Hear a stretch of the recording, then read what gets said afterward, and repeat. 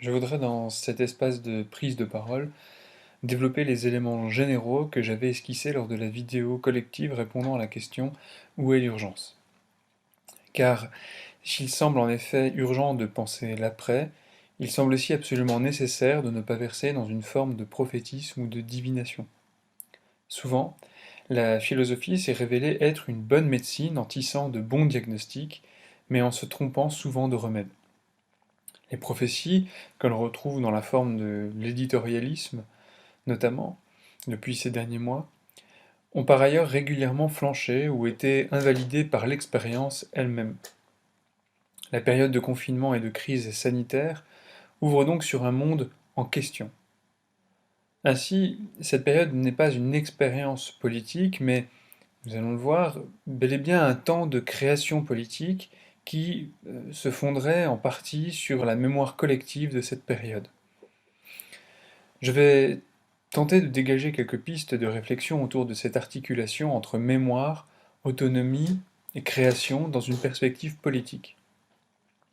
Car si les crises sociales ont cette capacité de redéfinir les catégories politiques et sociales, comme l'a pu être par exemple mai 68, la crise sanitaire que nous traversons semble être le produit d'une superposition de crises à retardement. Inégalité sociale, dérèglement climatique, faiblesse des États bureaucratiques, libéraux ou totalitaires, déficit en fin de compte dans de nombreux domaines de la société, tout cela redoublé par l'internationalisation ou la globalisation de ces questions.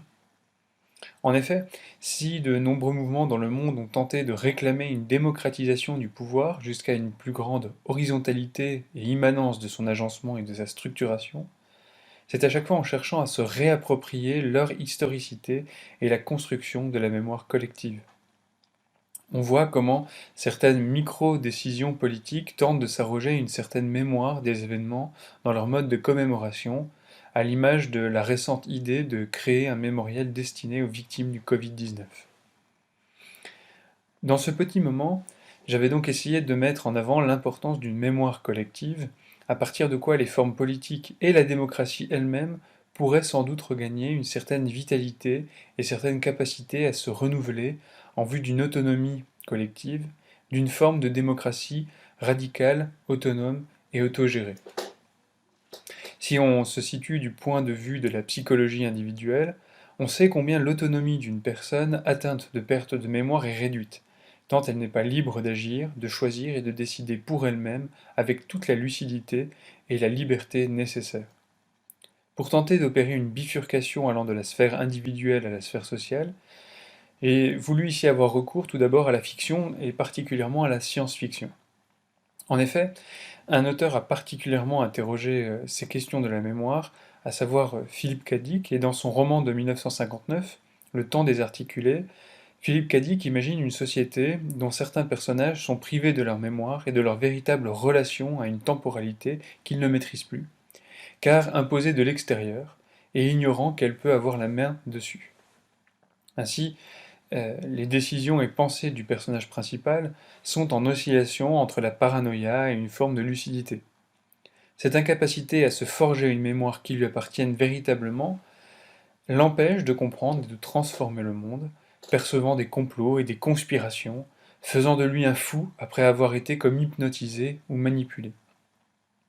L'absence de mémoire propre désynchronise les personnes en les plongeant dans des temporalités qui leur échappent, et dont elles ne sont plus les initiatrices. Ce vont être des fissures et des imperfections qui vont troubler la quiétude des habitudes sociales de ces personnages, les habitant à être progressivement moins passifs et plus attentifs à la manière dont le monde qu'ils habitent se présente et s'agence. Néanmoins, ce désir d'autonomie n'est pas sans risque et sans difficulté. Or, comment ne pas devenir fou, voire paranoïaque chez Philippe Cadic, dans un monde qui nous échappe sans cesse, dans lequel nous pourrions avoir la sensation que le démos n'est plus l'unique détenteur du kratos. Car c'est bien une défaillance de la mémoire individuelle et collective qui met en péril l'agir politique démocratique. En perdant son autonomie, une société dérive vers son impuissance démocratique et son incapacité à créer et à inventer de nouvelles formes politiques. La perte progressive de la mémoire condamne progressivement tout individu à perdre le pouvoir sur son existence et sur les perspectives politiques collective de son groupe ou de sa société. La disparition d'une mémoire collective fondée sur la praxis au profit d'un roman national fictionnalisé par un État et sa bureaucratie provoque donc un passage nécessaire à l'hétéronomie. À cet égard, lorsque j'ai répondu à l'appel de Jérôme Lèbre, j'avais en tête un extrait d'un texte de Castoriadis qui me travaille depuis que je l'ai découvert à l'époque où j'étais étudiant et qui me semble plus que jamais éclairant parmi les problématiques que nous rencontrons et que nous soulevons. En effet, dans le livre Une société à la dérive, Castoriadis s'interroge sur les méthodes que la bureaucratie libérale utilise afin de s'imposer dans toutes les sphères de l'existence. Mais il soulève aussi, peut-être à la manière de la Boétie, une forme de servitude qui proviendrait non pas d'une volonté populaire, mais d'une passivité de la mémoire, d'une amnénisation des consciences individuelles. Ainsi, je relis ce qu'il disait. Une société démocratique, quelle que soit sa taille, est toujours formée d'une pluralité d'individus qui participent tous au pouvoir dans la mesure où chacun a autant qu'un autre la possibilité effective d'influer sur ce qui passe, ce qui n'est absolument pas le cas en pratique dans nos sociétés démocratiques, qui sont plutôt ce que j'appellerais des oligarchies électives et libérales, avec des strates sociales bien barricadées dans leur position de pouvoir. Mais il ne faudrait pas croire pour autant que les oligarchies dominantes, capitalistes ou politiciennes, violent partout et toujours un peuple innocent à son corps défendant.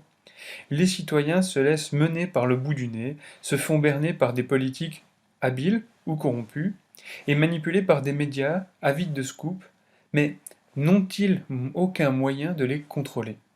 Pourquoi sont-ils devenus amnésiques? Pourquoi oublient-ils si facilement que le même Reagan ou le même Mitterrand, il y a 1 an, il y a 4 ans, tenait tout autre discours? Ont-ils été zombifiés par des esprits maléfiques? Ainsi, ce qui perdrait pour Castoriadis les sociétés dans leur majorité serait une forme de passivité de la mémoire qui oublie à coup de faiblesse, mais aussi d'une forme d'incapacité de dresser une archive du temps qui passe, une archive du temps présent, noyée violemment dans la pure actualité. Le premier indice de cette idée étant la cote de popularité ascendante des dirigeants politiques une fois clos l'exercice de leurs fonctions. Ce que désigne ici ce passage, ce ne sont pas des omissions sélectives, occultant un passé peu reluisant, mais bien plutôt les effets des institutions telles qu'elles régissent nos sociétés. Un mémorial consacrant les morts du Covid-19 n'a de sens peut-être qu'accompagné d'un damnatio memoriae à destination des institutions et des représentants qui ont dessiné la crise actuelle pendant des décennies. On sait combien il était central pour Castoriadis de rester révolutionnaire.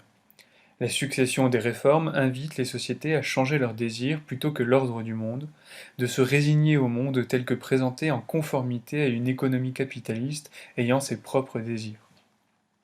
En pensant à l'avènement d'une société autonome, qui ne peut se fonder que sur la démocratie directe, trouvant son germe dans la démocratie athénienne, Castoriadis a fait appel à notre histoire, notre mémoire, pour réactiver la centralité de l'autonomie collective. Je vais suivre ici son idée selon laquelle la plupart de nos sociétés sont amplement qualifiables d'hétéronomes, dans la mesure où elles sont déterminées et enferrées au sein de l'institué, c'est-à-dire de structures sociales, politiques ou idéologiques qui anesthésient la créativité. Qu'est-ce que pourrait être une société autonome? Il faudrait en appeler, pour y répondre, aux mouvements sociaux capables, par la pratique, de créer de nouveaux imaginaires, car il semble impossible de théoriser a priori sans accompagner une construction pratique politique. Si on lit par exemple les romans de science-fiction d'Alain Damasio, on découvre la richesse d'une imagination créatrice par le biais de la fiction, éclairant pour penser ce désir d'une société autonome et collective, s'inspirant notamment de l'intelligence créatrice des différentes ZAD. Cette autonomie de la société permettrait alors d'échapper à la sclérose imposée par l'institué, que ce soit par le marché, la religion ou l'État lui-même.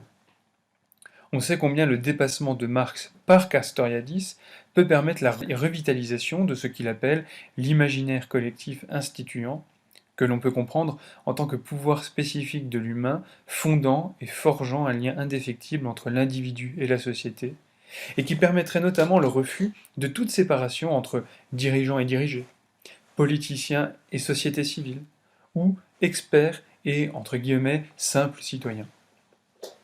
Sans cela, il y aurait une condamnation à la répétition, à un éternel retour du même par cette condamnation à l'oubli, au fait que nous passons à autre chose. Or, nous pouvons l'observer, cette mêmeté dont nous parlons contient une dualité que pose Marx, d'abord le tragique, puis la farce. Cette répétition du même ne se ferait pas sur le mode de l'identité, mais bien plutôt de celui de l'air de famille, comme un déjà-vu.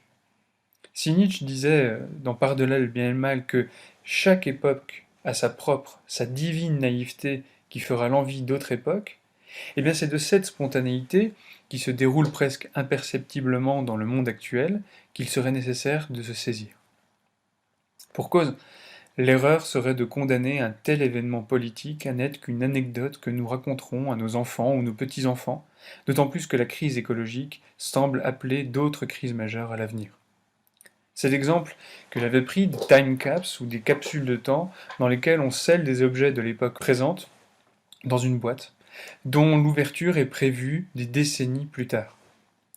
La réouverture de ces capsules n'engage pas la certitude de ce qu'elles refermaient, plutôt que ce qu'elles refermaient fonctionne, serve ou ait encore du sens.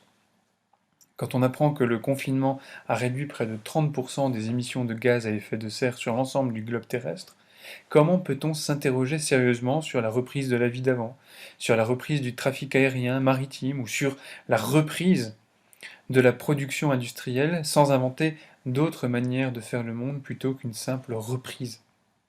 Quand on voit comment la créativité et la solidarité ont su naître dans différentes situations auxquelles les populations ont été exposées, comment ne pas vouloir redonner le pouvoir de décision au démos afin que nous puissions instituer l'autonomie la plus radicale? Cela semble peut-être une certitude, mais la dépendance à des pouvoirs politiques, économiques, financiers, ne permet pas d'opérer de manière autonome. Rappelons toujours qu'autonomie signifie se donner à soi-même sa propre loi. Est-ce que la démocratie représentative telle qu'elle fonctionne actuellement, liée à la logique des partis, fonctionne toujours? N'est-elle pas en contradiction directe avec l'idée grecque même de la démocratie? Ne faut-il pas transformer les modes de contestation et de revendication qui semblent s'essouffler, tels que le montre Peter Gederlos dans ses travaux sur la non-violence? Je laisse ici volontairement ces menues questions ouvertes vers leur mise en pratique. Pour finir, s'il y a un monde d'après à penser, un monde dans lequel nous avons toujours déjà les deux pieds dedans, c'est vers un sursaut vital d'autonomie démocratique que le politique peut se construire, se créer, s'inventer, s'imaginer. Pour cela, ne pas oublier les crises, les discours, les choix et les décisions qui s'engagent bureaucratiquement, que ce soit en France, aux États-Unis, en Hongrie, au Brésil, en Chine, en Allemagne. C'est donner de quoi transformer le monde écologiquement et économiquement plutôt que de l'interpréter ou de le réformer.